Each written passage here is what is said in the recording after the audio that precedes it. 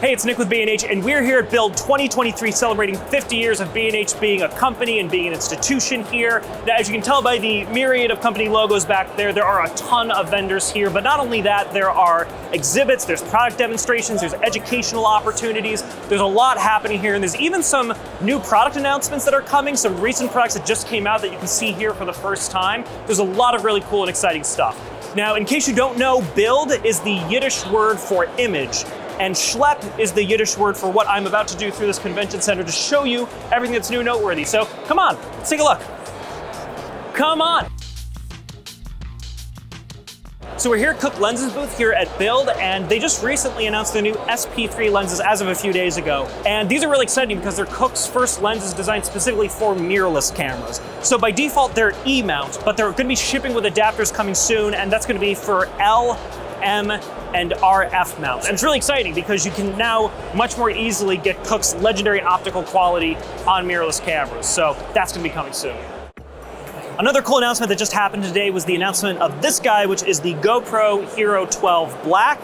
And there's a lot of really cool new updates with this guy. Probably the biggest one comes with battery life. Now, this still takes the old GoPro batteries that you used for the 11 and 10 and so forth, but it has a new Enduro battery that it ships with, and it will give you up to twice the battery life that you would typically get on a GoPro. So this means you can shoot, I believe the quote was 5.3K at 60 frames per second for up to 1.5 hours, and 1080p 30 on the other end for 2.5 hours. So you're getting excellent battery life for this. You're also getting new HDR modes for more dynamic range. And this is probably not their most noteworthy new update, but what's really nice is that they're finally giving you a 1/4-inch thread at the bottom for mounting standard accessories. But obviously, of course, you've also still got your standard GoPro mount, so you can use all of your old GoPro accessories as well. So that is a new announcement here that's really exciting.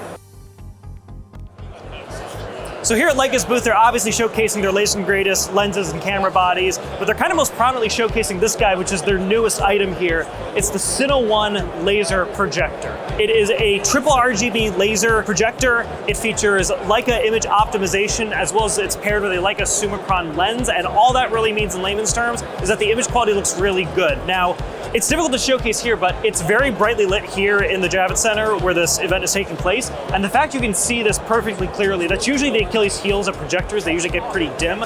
But with this triple RGB laser technology, it's really bright, it's really clear, so it's a really cool, exciting thing that they're able to showcase here.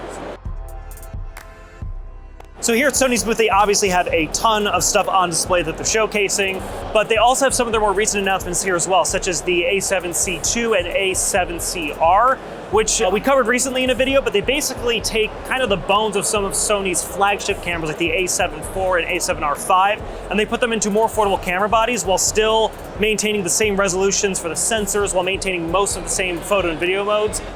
So the A7C II and A7CR are two really cool, new, exciting cameras that Sony is showcasing here. But in addition to that, they also have a brand new industrial camera designed to be mounted to drones. It is the ILX LR1. I had to repeat that to myself so many times to memorize it. But it is a 61 megapixel, full frame Exmor-R sensor camera that once again is designed to be used for drones, for industrial purposes, and is one of their more professional, heavy-duty cameras that they're showcasing here.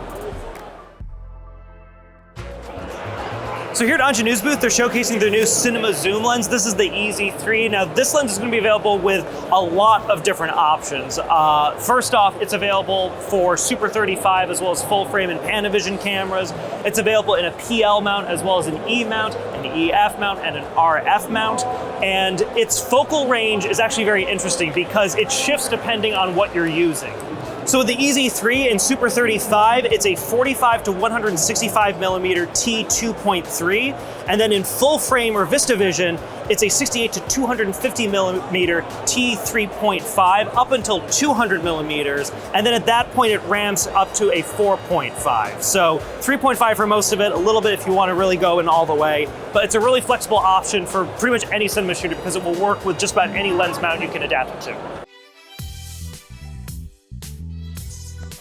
So So here at DJI's booth, they've got all of their latest and greatest. They've obviously got their new drones like the Inspire 3, but their latest that just came out product-wise is the Osmo Action 4. It's their latest action camera, and it really refines a lot of what they've done on their previous action cameras, especially like the Action 3. So you're getting the same benefits like the 4K 120 shooting, you're getting the really, really good built-in audio with their microphones, their 3-mic array, but it's also got a new sensor. It's a 1/1.3-inch sensor, and this leads to improved image quality and much better low-light performance than what you were getting previously in their cameras. And kind of going hand in hand with that is the fact it's a 10-bit camera. With the Action 3, it was a firmware update to get that 10-bit, but it comes by default in the Action 4.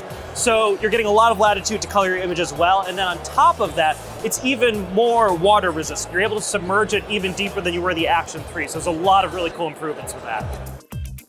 So here at Hasselblad's booth, they're showing off their latest and greatest with their lenses and cameras, including this guy, which is their new 28mm f4 lens. It's the lightest, most compact lens that they've made for their systems, including the X2D and X1D Mark II. Really cool to see here, gorgeous piece of engineering, and they have it here at their Hasselblad booth.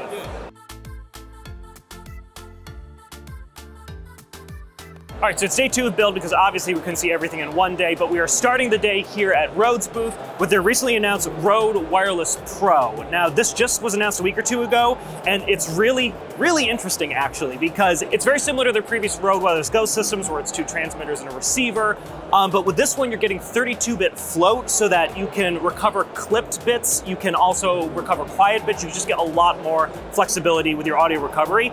And then what's very interesting is timecode support. So by default, what will happen is timecode will be generated by the transmitter, and then the receivers, whatever device you have hooked up to it, will all stay perfectly in sync when you're editing. You can sync it through timecode, which is a huge time saver. It also comes with this bad boy. This is the wireless not the wireless, it is just the regular charging box, but this was an optional accessory for the Wireless GO II.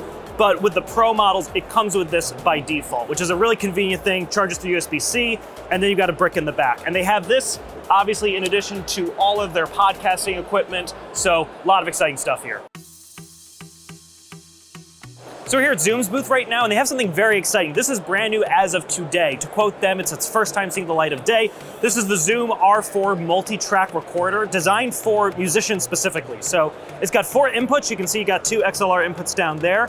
But as it was explained to me, you technically have unlimited ones, because what you can do is as you're recording, you can bounce a track, and you can do this endlessly so long as you have a large enough SD card to support it. Now, in addition to that, it also functions as an interface. You've got a USB-C port, so you can use this as an interface with your DAW of choice, micro SD card slot to record everything, headphones and volume rocker on the other side. So this is gonna be a really great option for any musician looking for a recorder that gives you that option to bounce your tracks as well.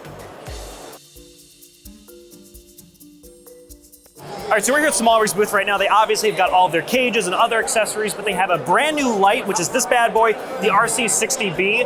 It's a bicolor, very portable light, and it comes with obviously the features you would expect. It can go from 2700 degrees to 6500 degrees in terms of color temperature, but they've got some really thoughtful inclusions in it as well. It powers via USB-C, and it does come with a 100-watt charger in the box. But you can also power it through things like V-mount batteries. But one thing I also really like is that it comes with a 1/4-20-inch thread on the bottom. And obviously that makes it really well suited for like portable tabletop tripods and things like that if you want to kind of take advantage of the compact size. But it also comes in the box with an adapter to use it with just a standard light mount. Now it uses a mini Bones mount and is planning on shipping in October, but it's a really flexible light. I don't know if you saw earlier, but you can, oh, thank you so much. Like, this is actually a way you can use this light. You can have a battery power bank just hooked up through USB-C. This is a 200-watt one that they're using. But you can use this in a traditional lighting setup, once again, with the adapter to mount it to regular light stands, or you can use it with this 1/4-20-inch handle that also comes in the box. So you could use it like this. So it's a really flexible, powerful light, and once again, it's gonna be shipping in October.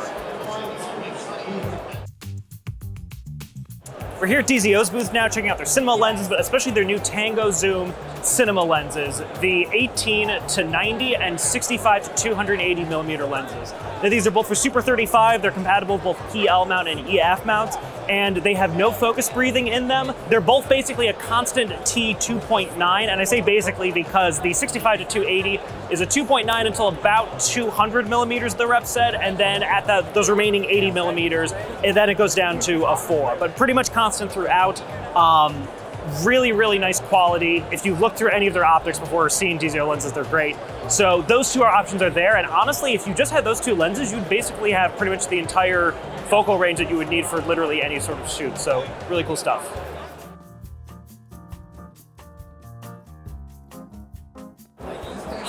So I'm here at Tamron's booth right now, where they have very generously and surprisingly given me 3-point lighting and a chair to sit on, which I did not realize how much I needed. But you know, it's been a day and a half walking around this convention floor, so it's very welcome. But on the note of new lenses, Tamron has a few. They've got a new 17 to 50 millimeter f2.8, which unfortunately they do not have here physically for us to see. But they also have a new 70 to 180 millimeter f2.8 constant lens. Now this one is going to be for Sony E-mount lenses, and it has some really cool features in it. The one that I really liked the most that they showed me was obviously it's customizable. You can change some of the dials in order to customize things like iris or shutter speed, but they also have a switch where if you flick that, you can change between two different customizable options. So you could make one of the dials your iris, let's say, and then switch, and if you want to make it your shutter speed or focus, you could do that as well. So they have some exciting new stuff here at the booth.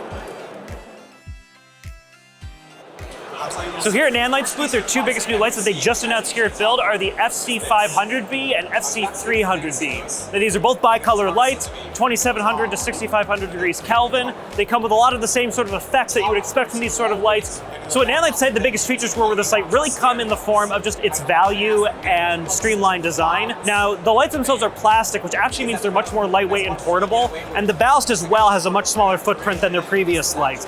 In fact, they even showed me it comes in a like sort of styrofoam carrying box that everything fits in pretty compactly, actually. So they're very portable, really great value for the output that you're getting, and those were announced just here at Bild as well.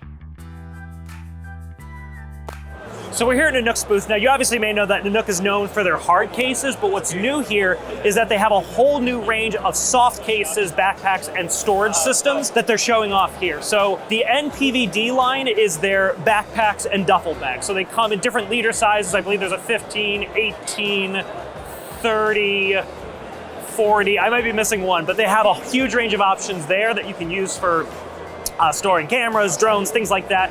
But then they also have a cubic organization system, which is a series of smaller bags designed to organize your gear. And what's really cool that they were showing off is that they measured everything out so that you can use them interchangeably between your hard Nanuk cases and these new soft bags that they've come out with. So if you've already invested in some cases and you want to start using the softer ones, this storage system will allow you to really easily move stuff back and forth.